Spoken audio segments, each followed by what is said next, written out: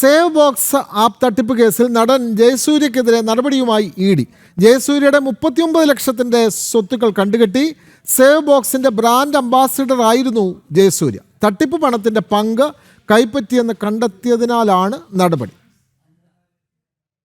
20 കോടിയോളം രൂപയുടേതാണ് നിക്ഷേപ തട്ടിപ്പ് കേസിൽ 2 തവണ ജയസൂര്യയെ ഇഡി ചോദ്യം ചെയ്തിരുന്നു.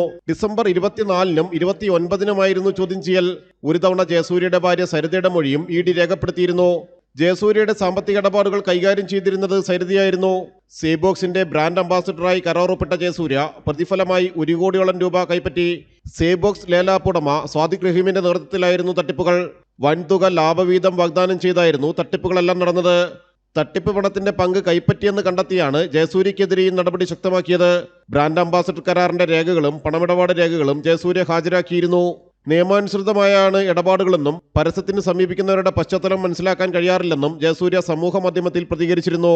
ഓൺലൈൻ ലേലാപ്പായ സേബോക്സിന്റെ ഫ്രാഞ്ചൈസി വാഗ്ദാനം ചെയ്തായിരുന്നു വ്യാപക തട്ടിപ്പുകൾ നടന്നിരുന്നത്.